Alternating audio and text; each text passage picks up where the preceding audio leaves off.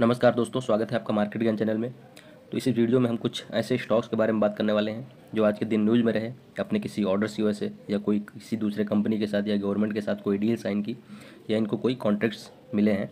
तो सबसे पहला स्टॉक लेते हैं RVNL। रेगुलेट सेक्टर काफ़ी अच्छा स्टॉक है ये और काफ़ी ज़्यादा न्यूज़ में भी रहता है और काफ़ी फ्रिक्वेंटली इनको ऑर्डर्स रिसीव होते रहते हैं। और जो रिटर्न्स भी रहा है RVNL स्टॉक ने लगभग पिछले 5 सालों में लगभग 15 टाइम्स इन्वेस्टर्स का जो पैसा है उसको कर दिया। लगभग 1500% के आसपास का इनका रिटर्न्स पिछले 5 सालों में रहा है। तो इसको अगर जो अपडेट है इसके बारे में बात की जाए तो साउदर्न रेलवे, जो कि इंडियन रेलवे की एक सब्सिडरी कंपनी है, इनकी तरफ से इनको ऑर्डर्स रिसीव हुए हैं, जिसमें से इलेक्ट्रिक ट्रैक्शन सिस्टम होता है या बोलिए कि जो इलेक्ट्रिफिकेशन हो रहा है रेलवे सिस्टम का पूरा, तो उसके ही अपग्रेडेशन के लिए इनको ऑर्डर्स रिसीव हुए हैं।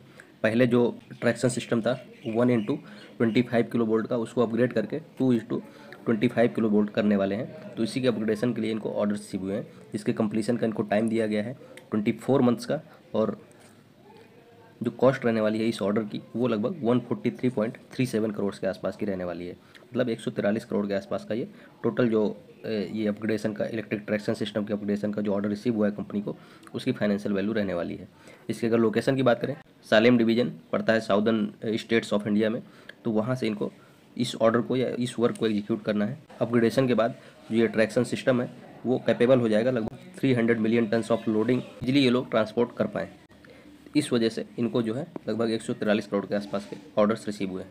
लिस्ट में अगर नेक्स्ट स्टॉक की बात की जाए तो अगला स्टॉक है मेगाथर्म। शायद आपने बहुत ज़्यादा इस स्टॉक के बारे में चर्चा ना सुनी हो या न्यूज़ में नहीं रहता है बहुत ज़्यादा, बट मेगाथर्म इंडक्शन लिमिटेड, इस कंपनी को ऑर्डर रिसीव हुए हैं।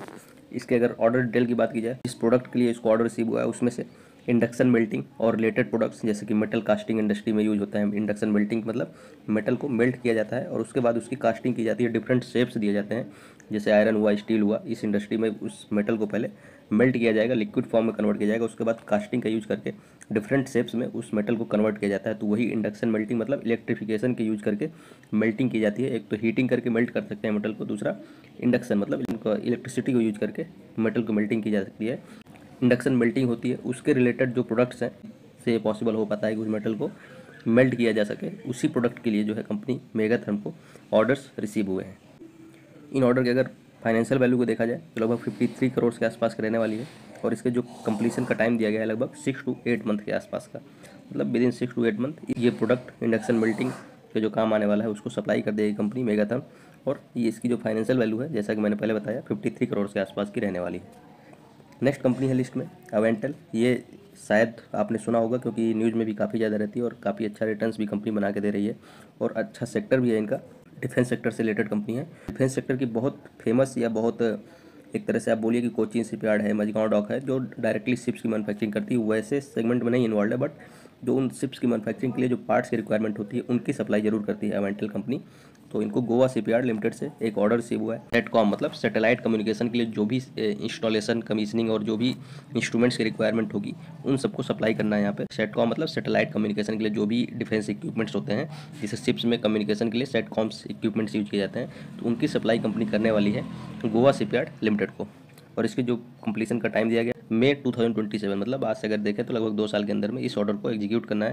हालांकि इस ऑर्डर की बहुत ज़्यादा फाइनेंशियल वैल्यू नहीं है, लगभग 6 करोड़ के आसपास की है, बट इनको आने वाले टाइम में ये सब ऑर्डर्स, छोटे छोटे जो ऑर्डर्स हैं डिफेंस सेक्टर से रिलेटेड, तो ये ऑर्डर्स फ्रिक्वेंटली रिसीव होने लगेंगे क्योंकि इंडिया अब डोमेस्टिकली अपने शिप्स की जो मैन्युफैक्चरिंग है उसको फोकस करने वाला है।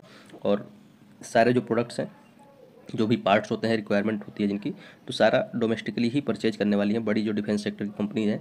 तो अवेंटल कंपनी जो है इसको आने वाले टाइम में भी इनके जो ऑर्डर्स है उसकी फ्रीक्वेंसी और इनकी जो फाइनेंशियल वैल्यू है वो भी इंक्रीज होने के काफ़ी ज़्यादा चांसेस हैं।